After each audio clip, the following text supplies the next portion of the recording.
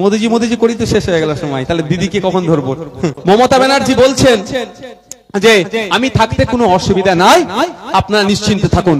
সত্যি আমি তো আমার এই মিটিং করার দরকার পড়তো না, আমি মিটিং করতাম না যদি দুটো কাজ করতো।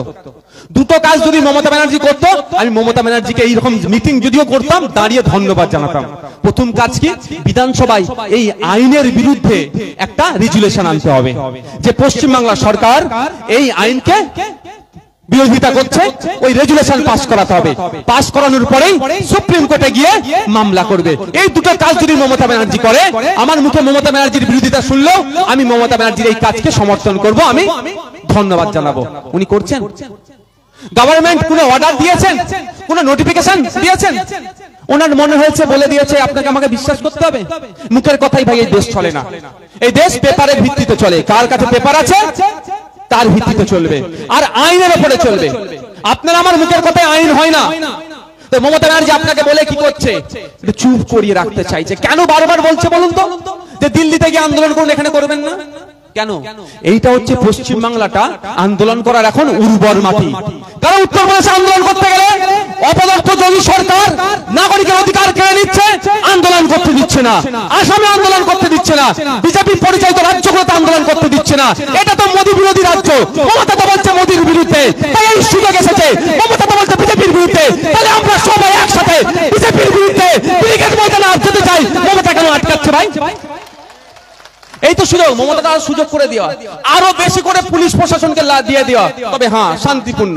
যেখানে অশান্তি হবে সেই আন্দোলনের সাথে নওশাদ সিদ্দিকী নাই, বরঞ্চ পুলিশকে বলবো যারা অশান্তি করবে একটা ওনা ছাড় পায়।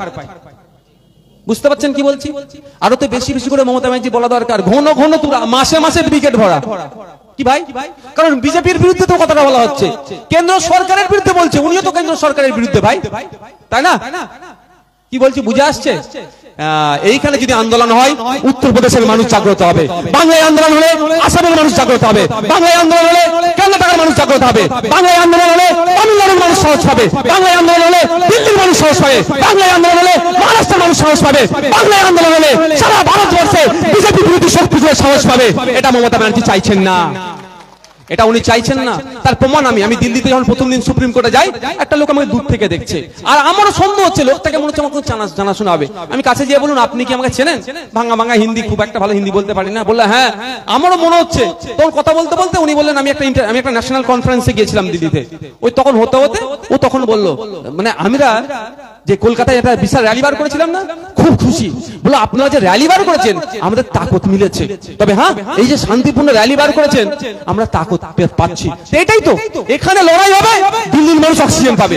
এখানে লড়াই পাবে হবে আপনার উত্তরপ্রদেশের মানুষ অক্সিজেন পাবে, আর অক্সিজেন পেলেই বিজেপি কোণঠাসা হবে।